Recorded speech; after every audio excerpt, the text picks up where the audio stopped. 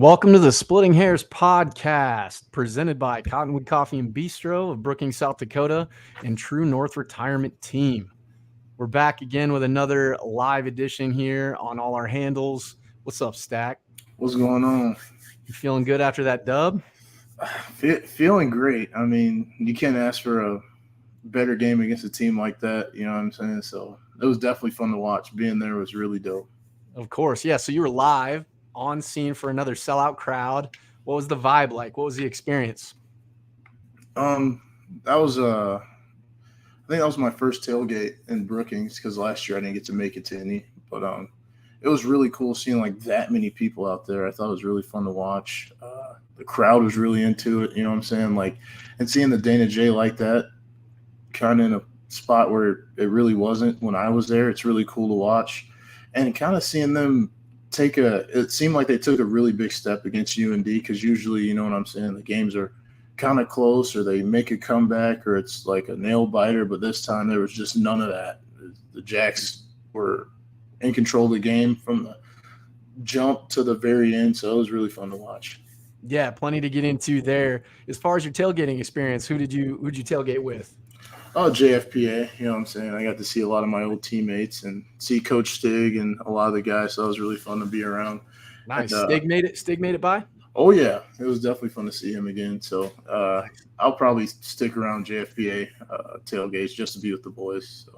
That's right. It's fun. It's a brotherhood, and it's growing. So for those of you who might not be members yet, go ahead and reach out to either Ryan McKnight, Ryan Knudsen. You can reach out to Adam Fritz as well, Cam Jones. All those guys are involved in making that thing go, providing obviously the White Rabbit helmets that really are the staple now for us. I think that's our go-to, along with the blackout helmets with the big SD on there.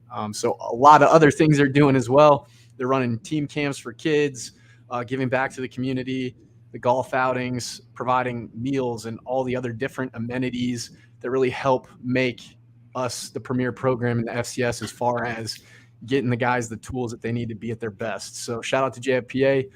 Hop on, join that membership, be a part of the brotherhood if you're not. So want to take a quick moment talking about pregame festivities and shout out our sponsors. So Cottonwood Coffee and Bistro out of Brookings, South Dakota. They have their location on Main. They also have the bistro off 6th Street. Get in there. They got their fall menu. So they're getting you kind of the vibes. The leaves are falling out there in the Midwest. So make sure you cozy up with some tea, some Earl Grey, maybe some slow drip coffee that they've got there. Always fresh, always roasted in-house at the main location. They do an excellent job. Tell them we sent you from the Splitting Hairs podcast. Say what's up to the team and Jacob over there for all the great things they do for us and Jackrabbit Athletics as a whole. It was funny. I was texting with Jacob. Jacob is the president of Cottonwood, and he's like, Jimmy came in and got some burritos for the guys who were the recruits on hand for the event. And he's like, so he could either be really mad at me or really happy. So we'll see how the day goes. I was like, no, he's just locked in, you know. So, but it's great that they're pouring into Cottonwood as well. It's a great local establishment, and then True North Retirement Team. No matter what stage of life you're in, they can help you secure your assets and provide the right kind of insurance, like a great offensive line provides protection of your assets at any phase of life you're in. So feel free to reach out to them. In our show notes, you have their contact information if you want to learn more. So with that, it was an absolute drubbing, which I was really excited to see. We just absolutely asserted our will. We ran a lot of 13 personnel on the offensive side of the ball. We had Christensen converting his number to number 83 and being that extra added body on the line of scrimmage to just move them out of the way. That was awesome to see. Tell me a little bit about what you saw out of the trench play overall. I mean, again, a lot like we said earlier, UND wasn't going to try and stand there and block our guys like straight up. So there's a lot of full slide, a lot of quick pass, you know, Schuster being Schuster, you know, boot passes where he kind of gets out of the pocket and, you know, make it a little harder for D lineman to catch up to him because he's already a fast guy. In the run game, I really liked how the guys played. I even saw Wolfkill got in there, like he's back off of injury reserve. I saw him make I mean, it wasn't like a crazy play, but just like the physicality he was playing with is a lot greater than, what I seen when I was there. So it looks like he's a guy that's making a step right now to being a much better player than he was last year. So that's one guy that kind of stood out to me that I'm going to be really excited to watch in the next few weeks. Yeah, couldn't agree more. And, Matt Tollefson with Jackrabbit Illustrated does a phenomenal job tracking recruits and their progress kind of as they come in throughout the program and their time in blue and yellow. And one of the big question marks was, with all the experience that we've got across the offensive line with the 605 Hogs, who is going to step up and be that underclassman or some of the younger guys to kind of fill the void as we have some departures here after this season. And it's been nice to see the amount of playing time they've gotten with us controlling the game and being really dominant in some of our first few contests here, and seeing them progress, really get a lot more playing time, quality reps, being able to assert their will regardless of what time they come into the game has been pivotal when their number's been called. And really just seeing how we were able to run the ball on the goal line, seeing Isaiah didn't even play against UND so far in his career, and just I think it was pretty funny to hear the Midco guys and Curtis Riggs talk about how he took it personal. And it was really clear with some of his runs, run with authority, just dribbling faces off the turf, man. Turf. That was disrespectful. That run was very disrespectful. And I mean, great, Isaiah's a great dude, but that just that felt personal. Like the way he stiff armed him, looked back, like, and then shook his head, like, why did you even try and tackle me, bro? I know. It was just clear the separation of talent on the field. And like we talked about that, not even to disparage North Dakota, because they've really done a good job since coming into the Missouri Valley. But I think that was just another highlight of what happened in the spring season, was more a function of the Jacks kind of giving that game away due to some gimmick plays and some things like that. Sorry, I know you were a part of that squad, but that was more a function of you guys just not getting it done as opposed to them getting it done. So, of course, they had Otis Weah, who was a playmaker as well in his own right, and he made some plays as well. Different guys.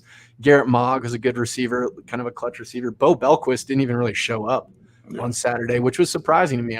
I love seeing it, but really asserted their will. And then defensively, what did you see?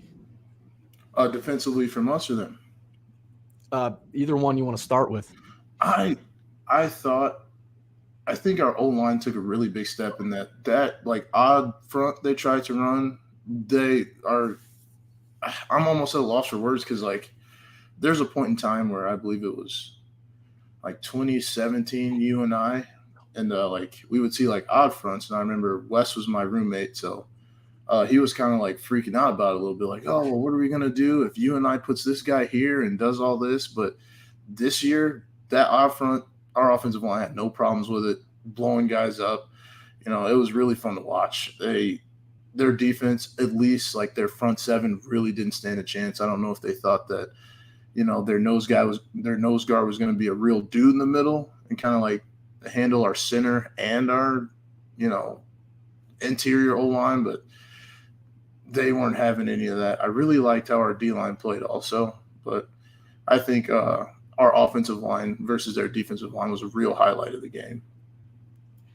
I definitely agree. I think one of the things Curtis Rigg made a good point of, and we talked about it in our preview leading up to the game, they were going to have to do a lot of slanting and stunting across the front seven in order to really have an impact or even have a chance. And a couple times they guessed correctly, and they're just going to be stunting directly into the lane that we're trying to run the ball. But overall, I think, we did an excellent job getting hat on hat, trading when they were twisting or doing whatever they were doing up front, and really getting up to second level and like just devouring them with physicality. So I love that. I love the game plan that Luan came in with, throwing when we needed to. I think we could have done whatever we wanted to against them, really, and which just shows you that's what excellent teams do.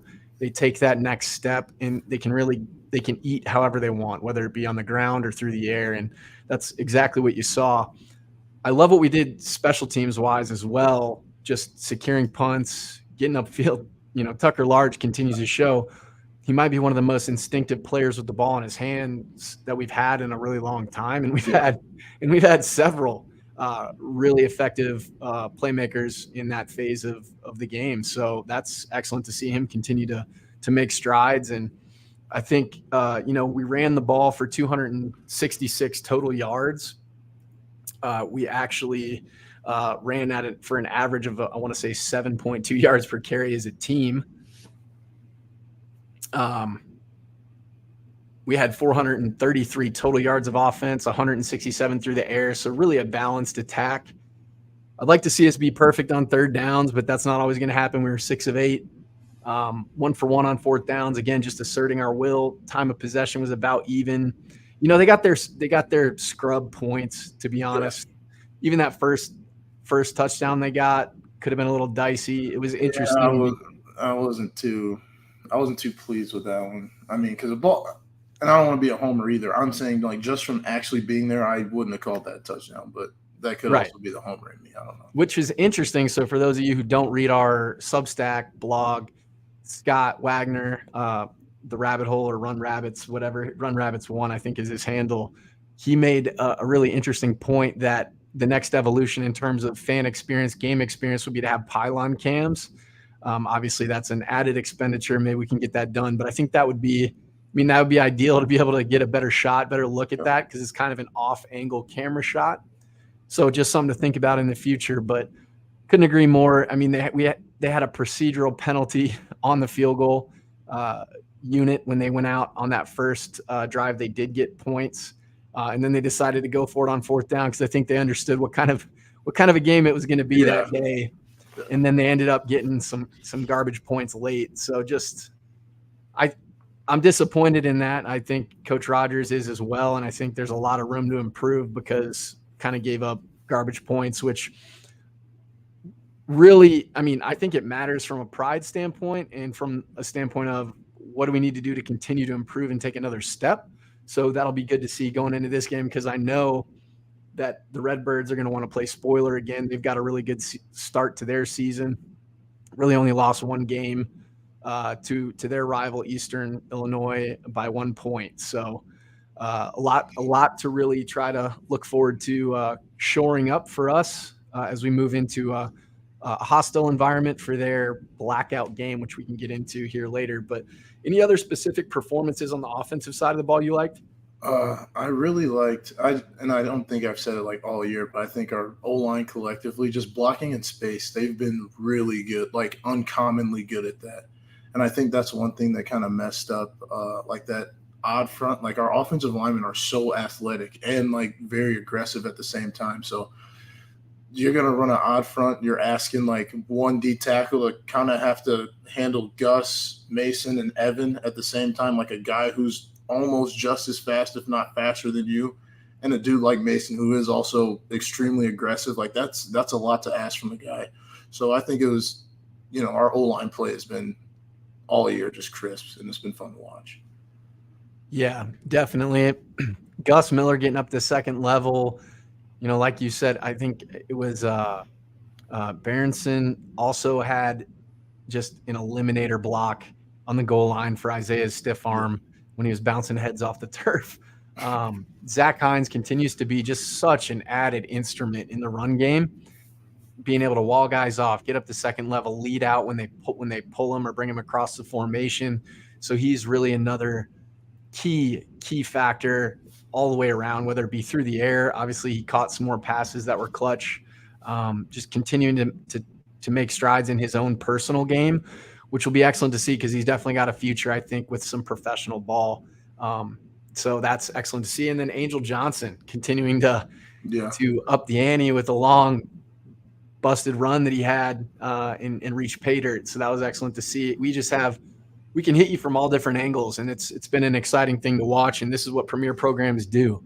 They're able to retain that depth. They're able to develop the depth, and they're able to take that next step. So I'm interested to see how that translates into further into Valley play, because it looks like North Dakota may not be the team that we thought they were, as well as some other teams from North Dakota. Talking about. So yeah, I don't want to call them frauds, but one thing about North Dakota State that I felt like for a long time is that, like, the Jacks, like, we would beat them a lot, and then like I would also wonder, I'm like, how come no one else like beats them? Like, how come UNI doesn't like? Because you see how UNI would come out on Hobo Day and always, give us a run for our money, or even when they would beat us. And I'm like, these guys are good enough to beat North Dakota State. You know what I'm saying? Like, it's not like they're untouchable. And I think, USD with their new revived kind of coaching staff kind of instilled that in their guys. They're like, these dudes aren't unbeatable. Like, we go out there and play ball. Like, we're going to like what happens. Definitely. And so credit to, maybe JD, Coach Davis, took a good formula into Fargo, and like now the chinks in their armor, I think that they definitely show their flaws, and they threw a couple picks. They weren't able to get really good trench play. I think their defense for the Coyotes really were able to do some good things as well against them in terms of shutting them down in the run game. Their defensive line is really good this year, and I hate to say that. You know what I'm saying? Like, I'm South Dakota State through and through, so I hate to say it, but their D line has some guys on there. Credit where it's due, man. Yeah. They really do have they have some talent, and it's going to be interesting to see how it translates throughout Valley play, because responding when the spotlight is on you is a little bit different, and they haven't really had that. Although South Dakota back in 2015 got a win there. We've gotten multiple wins there, and that's really about it.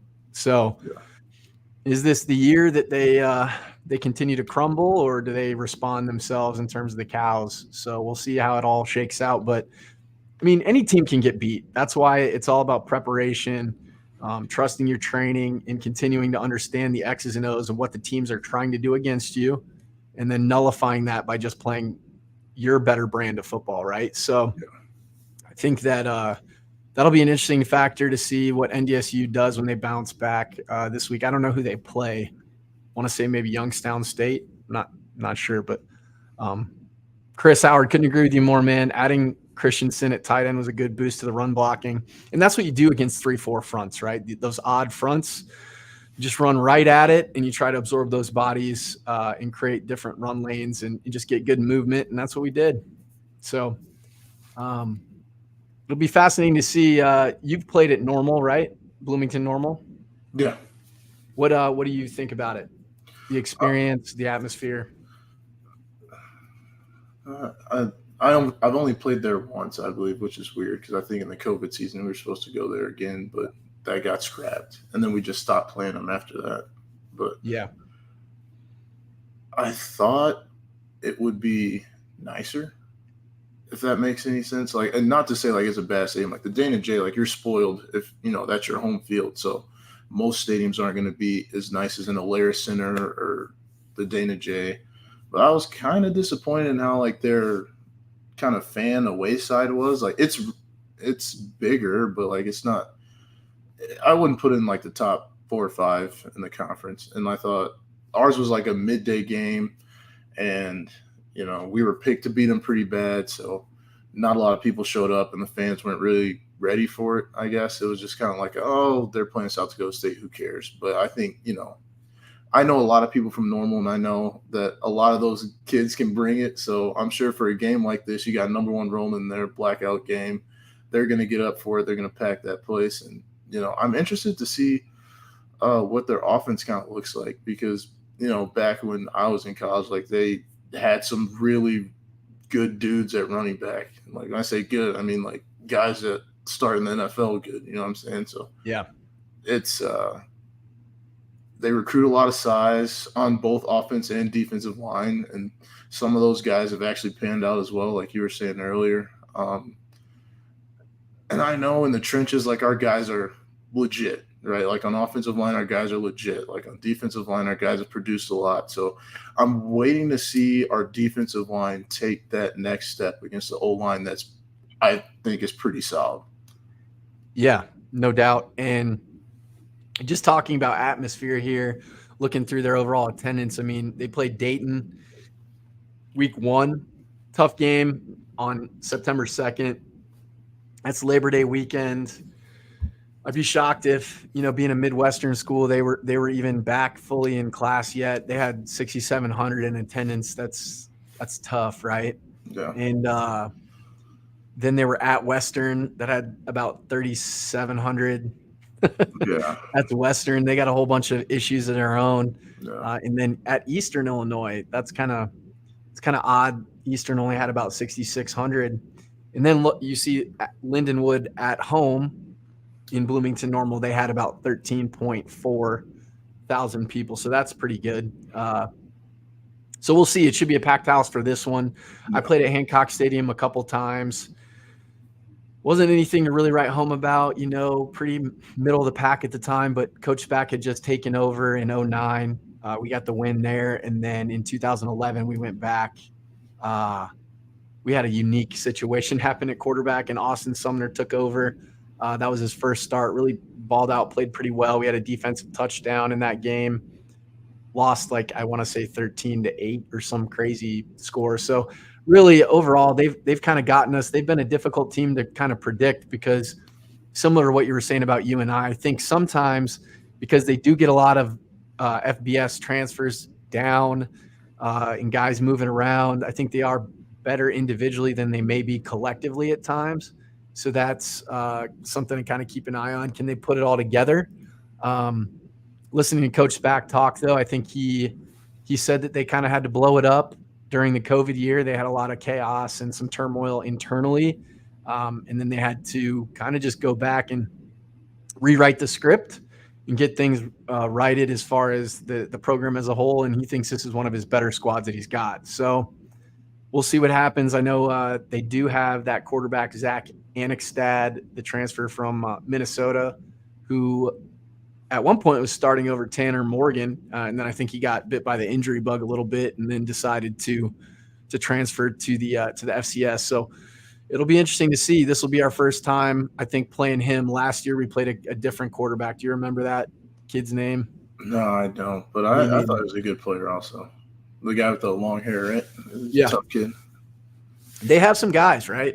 They had I want to say his name was Zeke Vandenberg. Oh, talk about a beast. Who's a baller. Yeah, that guy was a gamer. It was fun to watch him play. Coach Spack can definitely recruit. That's one of those things. It'll be interesting though too, because watching some podcasts, learning a little bit more about his approach these days. He recruited me out of high school to Purdue. I committed to him. Really, really respect the guy. I love his philosophy. He's kind of no nonsense, really structured and regimented like Coach Stig. He thinks Coach Stig is one of his all-time favorite people. That's literally a quote he said before. But I got to kind of peel back some more layers for those of you who are interested in learning more about the stash, as I call him, Coach Spack. He did a podcast with his name is Paul Garcia Productions. If you want to look it up, it's Illinois State football coach on the transfer portal, best ISU players today, and partying. So that's one to check out. But you really get more of a peek behind his philosophy and what he's trying to do with the program there in Normal. So something to kind of keep an eye on. But as we deep dive into them, kind of by the numbers here, they're scoring 136 points a game to their opponent's 49. Now, they haven't played a ton of Blue Bloods. They've played Dayton. They've played Lindenwood. They've played Eastern Illinois. And they've played Western. So definitely not teams that are going to wow you coming off the bus or by the end of the season. They're averaging 34 points a game to their opponent's 12. We're averaging 44 points a game. So that gives you a little bit of a differential right there. They've got 14 points off turnovers. They are rushing the ball at about a 4-1 clip to their opponent, right? So that's going to be a key metric to look at. Rushing the ball for about 800 yards to their opponents, about 200. They've got 13 touchdowns on the ground, so they'll definitely try to run the ball, I would say, a bit more than they will pass it. They do have 1,000 yards through the air, 5 touchdowns as well. So you can see that there's a good, I would say probably about a 60-40 run to pass ratio. And then, not really throwing the ball deep downfield, 7.4 yards average per pass.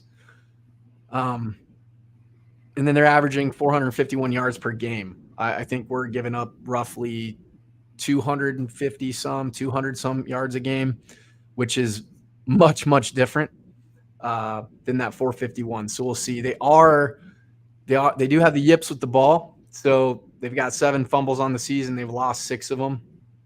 And then they have a lot of penalties per game so far, 19, averaging about 50 yards per game in penalties. So that'll be something to keep an eye on. And then their time of possession, they're actually losing the time of possession battle. So that'll be something that we really want to keep an eye on. In my opinion, field position, time of possession, ball security, and being able to run the ball. Those are the stats that you pay attention to throughout the season. So we're going to want to win those. Yeah. Anything else that you have as far as insight? I mean, from the film I've watched, like over my career and kind of what I've seen from them, this is one of those teams that I think will actually just straight up zone block you. You know what I'm saying? Like, because they have the guys to do it. They're big enough to do it. I wouldn't say these are the best O-line in the conference. Obviously, that's not like an insult because a lot of teams have like first round draft pick guys or, guys that are starting the NFL right now. So that's no discredit to them. But it's a Valley team, so like a true Valley team. So they're going to try and zone block you, which is just, you get a man side and a zone side. So I think our guys might be able to get after them a little bit. It'll be the first time in a while that our defensive line actually just gets a straight up pass rush. And I know that they're hungry for it. Talking to them, they're like, well, we always get these, full slides and they're booting and it's quick pass. And I think, these guys might actually sit in there for a little bit and take their shot. So it'll be fun to see how, Kate Terveer and Brian Van Marl and Brian and all these guys kind of respond to that. And I'm super excited for it. Yeah. I mean, they've definitely got some size as far as the offensive line goes. So it's similar in terms of seeing good Valley competition. They go about 6'5" across the board, well into the threes. They got guys from all over Florida, Indiana, Arizona. So you'll see them all over. Zach Anixtad, of course, is from IMG Academy in Florida. So they've definitely got dogs. For those of you who don't know, you go to IMG Academy to just pretty much focus on your sport. So that's kind of an interesting spot, interesting things going on nowadays in the game. Yeah, that's the SU alum Mikey Daniel went there a few years back. So it's IMG, exactly. So yeah, it's one of these spots that you can really pluck some high quality talent if it can translate. They got transfer from Wyoming, Minnesota, Kentucky. It's interesting because on the podcast I listened to with Coach Spack, he's not a fan of the transfer portal because it was a really good question by the interviewer. They asked him to steelman the positive elements of the transfer portal, and he did say how it gives guys a second chance, so he liked that. But the negatives that he spoke to were, a coach leaves, a coach has either the team he's going to has to pay a penalty.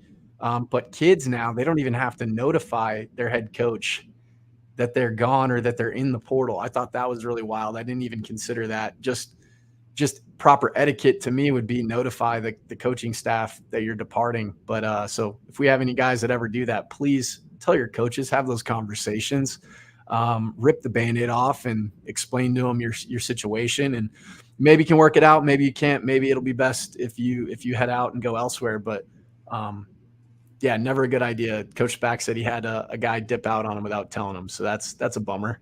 So yeah, you want to be a grown man about it at that point. You know what I'm saying? So exactly. Find out eventually.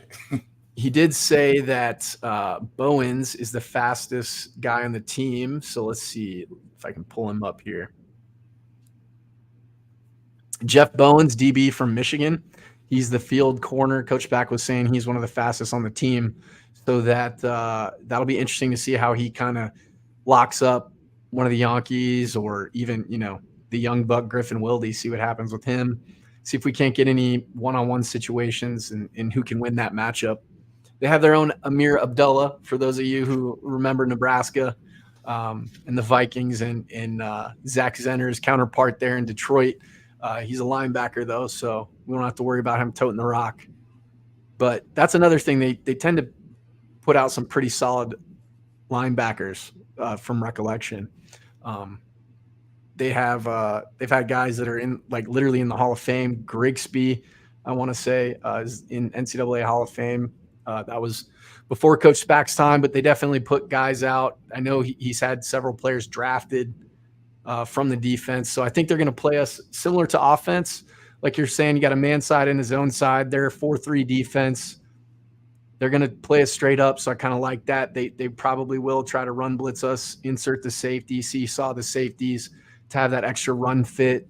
So it'll be fascinating to see how those matchups unfold. And then, what our game plan is going in will be fascinating as well. I mean, another thing, I don't think we hit on it yet, but I mean, South Dakota State's Jean-Claude Van Damme is back. Adam Bach, I think he had a good game also, you know what I'm saying? So I'm excited to see just like also, him getting more confidence back. Not that he didn't have, I thought he played great last week, but just seeing him get like more and more comfortable, like playing in games again. Yeah, I'm excited to watch. I agree. And you just saw the juice. Shout out to Dallas. That Spack interview is great. Yeah, it sheds a lot of light on the program and him overall. So check that out. But as it relates to Bach, just seeing the energy of the team from the defensive side feed off that. Obviously, we got home to the quarterback finally. We should mention Illinois State is leading the conference in sacks. So something's got to give on Saturday. It'll be interesting to see if our O-line can rise to the challenge and put the kibosh on that. Our defensive line should have opportunities because if they're going to try to take some shots, man and zone sides, we'll see. Cade Tervier should eat in this one, hopefully. He's really good with those type of offensive schemes. He did a good job rushing the passer this week, beating him to the point when they were trying to move the pocket. I really liked that stuff and forcing him back inside where the help was.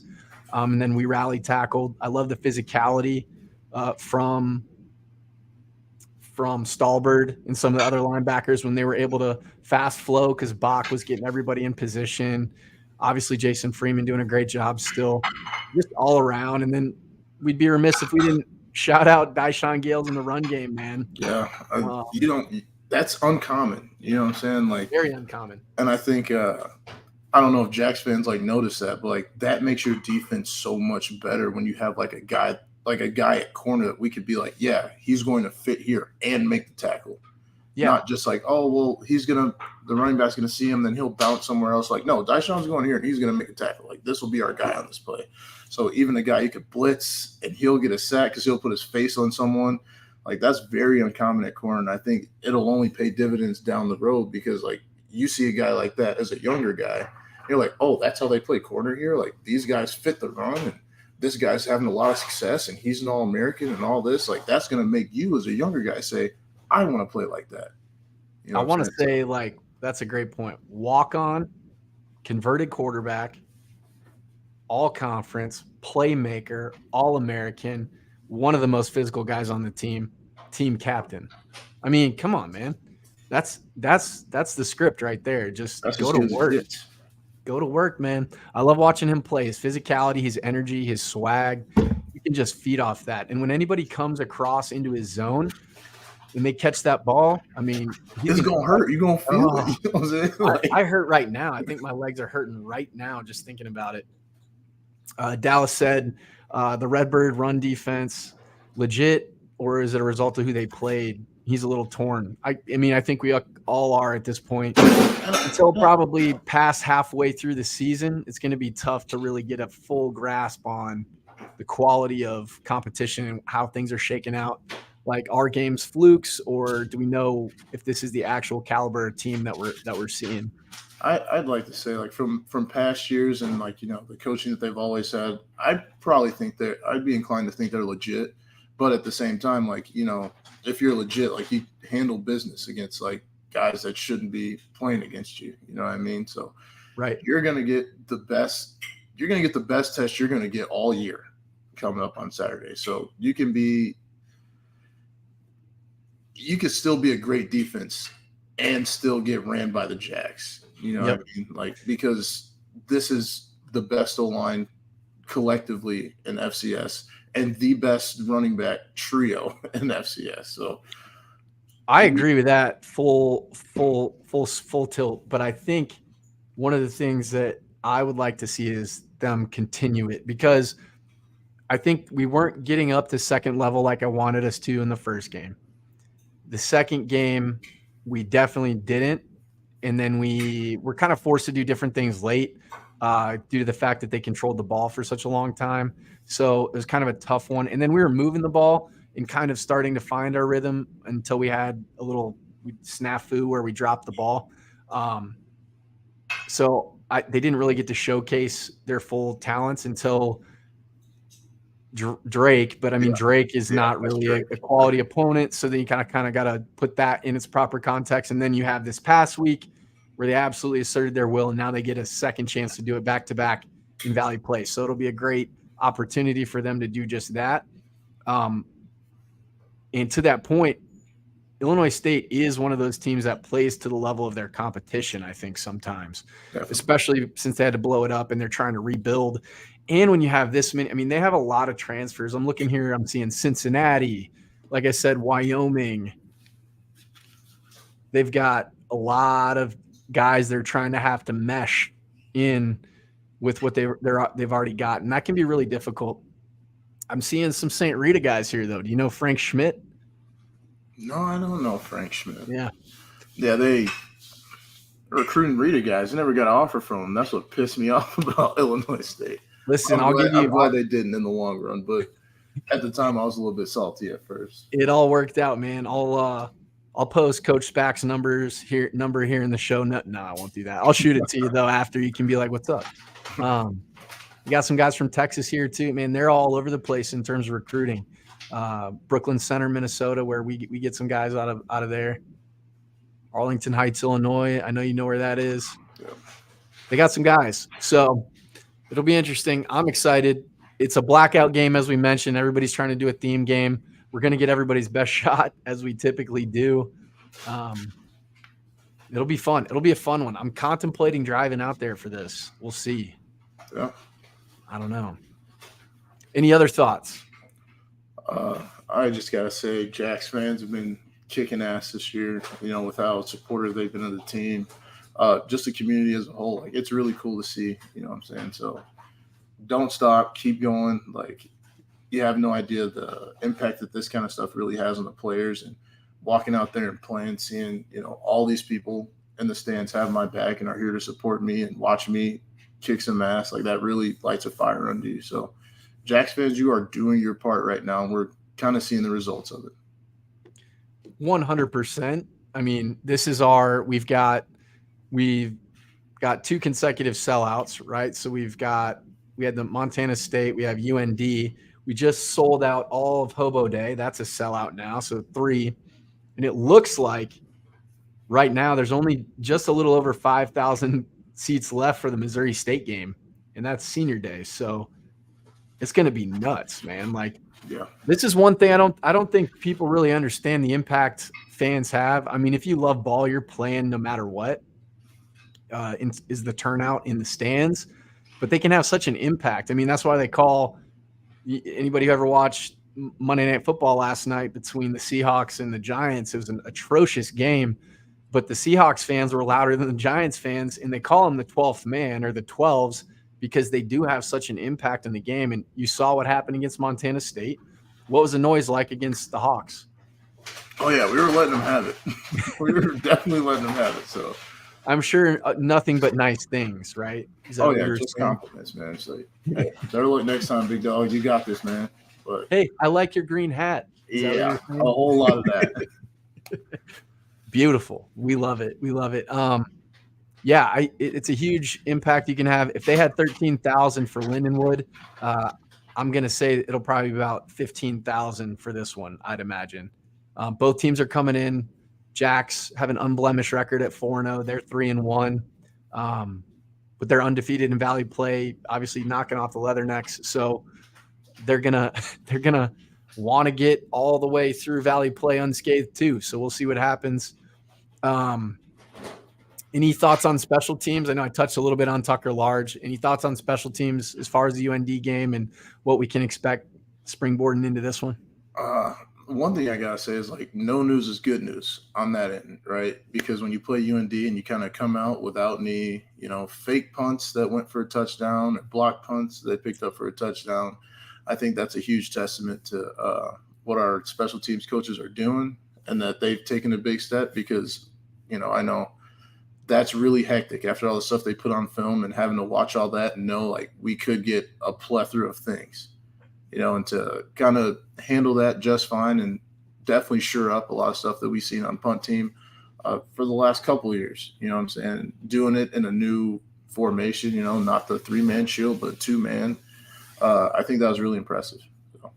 Really good points. I'm glad you put a cap on that. That by far is the best way to kind of write that one. No news is good news. And the fact that they really didn't have an opportunity to get into those situations, nothing was close outside of that gimmicky first scoring drive they had. Excellent, clean play in that phase of the game. So we really like to see it. Moving forward, we should recap. I think our predictions were close. Although we both had the Jacks scoring fewer points than they actually did. Yeah, I didn't think they were going to do them like that. I know. We gave a little bit more respect to UND than they showed. But did you have Zay? I think you had Zay going off, and he actually did. So, I mean. Dribbling faces off the canvas, man. That's tough pulling the watch. Conor McGregor, bouncing their faces off the mat. Love it. His stiff arm is nasty. And then his jump cuts are nasty. He's continuing to improve his game, which I didn't. If you're going to come back and play again and not enter the draft, I mean, he's definitely taken his game up another level. Yeah. I'd like to see what he can do more even in the passing game when it's necessary. So that'll be something to keep an eye on and look forward to as well. So we had him. I think you had – who'd you have on defense? Did you have Bach or Savion? I may have said Daishan. I'm not sure. But either one. They all kick ass. So. Yep. So we did have 2 sacks. So Bach and Tervier, they had 2. So we got it. Bach notched double figures in tackles again for the 12th time of his career. 16 out of 16 in red zone scoring this season with 15 touchdowns. We scored on our last 62 trips inside the opponent's 20. Yeah. It's like once they get in the red zone, man, let's just chalk it up, guys. That's a horror story. As we go into October and things get spooky, that looks spooky for the opposing defenses in the red zone. Good night. And I'm excited for Mark to get another shot at Illinois State. Last year, we won and we got it handedly after that, but after a little bit of a slugfest early, but I know we can do a lot better in terms of asserting our will on Valley teams. And when you go on the road, that's when you really get a chance to test your mettle. So I want to see what he can do as far as commanding the offense like he has been, continuing to take another step. And he really does. He flips a switch. You and I joke about it in pregame. He flips in pre-production. He flips a switch, man. He's a different person under that helmet. Me and Chase Norbley were actually talking about it this weekend. We're like, and it's weird because like Mark is so nice, like it almost like feels like it's fake, like it's almost like disingenuous. But like he's just like I've never really seen him have a bad day. Nicest dude ever, but like on the field, like you see him screaming and yelling and flexing and talking stuff. Like it's just one of those guys where you got to flip that switch, and he's one of those dudes. I'm going to say his sister beat him up growing up, and Ryan instilled that toughness in him. Ryan's the one getting him hyped. He's his hype man. So, and if you've ever met his parents, you understand where the niceness comes from and just the well-mannered individual that he is. They're great people. I love getting to know them a little bit and chatting them up when I'm around. So exciting stuff. We should dive into predictions for this one as we're coming up here on our hour mark. All right. So offensively, actually, let's just go with player of the game offensively. Who are we thinking in this one? Mark's in his home state. You got to take it over. Gronowski. I like that. I like that. I think, it'll be a little boxing match early. It's going to be jab, jab, jab, and we're going to look for a right hook in there. I think they're going to try to do everything they can to sell out against the run. So look for Jackson Yankee to step up big in this one. Continue to climb the charts because he's a chart climber and a attention grabber because he's so athletic and just such a matchup problem. I didn't see Graham Goring play a lot this weekend. Did you? I saw he was on the sideline. Okay, so maybe just not in as part of the game plan as much. But so, yeah, I think Jackson will get involved. It'll be interesting to see what we do through the air. I'm going to go with Jackson. Who's your defensive player of the game? Got to go Jean-Claude Van Damme, man. My guy Adam Box finna spaz. I like it. What? Explain the Jean-Claude Van Damme. I don't know. I think he just kind of looks like him. Adam Box is just like Jack. You know what I'm saying? Like he built like Captain America to like a movie superhero or something. So, dude, the funniest thing, man. I can't remember. It was last year. It was last year when after they played Iowa, I think. I was on Twitter or X or whatever they're calling it these days, and is it Fake Stig or Faux Stig on Twitter posted a picture of Bach with a shiner, and then he said Shiner Bach.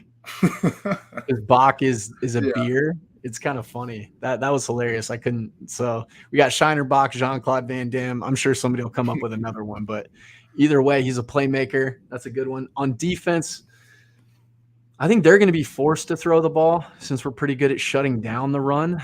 And as a result, I'm going to go with – I feel like we kind of sprinkle in Tucker Large and Dyshon. I'm going to go Dyshon because they got some good receivers that are worth noting. So I'm going to go Dyshon. I think he'll lock it up. You could go Beanham too on the other side, Stephen Arell. There's lots you could pick, but we'll go with the All-American, also from Chicago. So – anytime he gets a shot to stand up. That's right. Anytime he gets a shot to play these Illinois teams, I know he gets hyped. A little added juice. Yeah. So that'll be fun. Predictions. See, now they outscored what I was saying last week, so I'll go 42-10. 42-10 is good. I'm going to go – it's worth noting. So in 2016, they put it on us pretty good. I want to say it was like 38-14 or something. 2017, we beat them 27-24. It was a pretty tight ball game there, overtime. I want to say Chase kicked a game winner. And then in 2018, we beat the brakes off them. I think we scored 38. And then in 2019, we just fell apart completely. That game was definitely one of the more wild games in my career. I remember, I think I sat down in the third quarter and like I was talking to X. I was like, oh yeah, this one's over. And then the craziest, mishaps just happened. And I was sitting on the bench thinking like, man, God hates us today. Well, that's a really good point to bring up. As far as all the success that North Dakota State has had, so many things went their way at so many different times.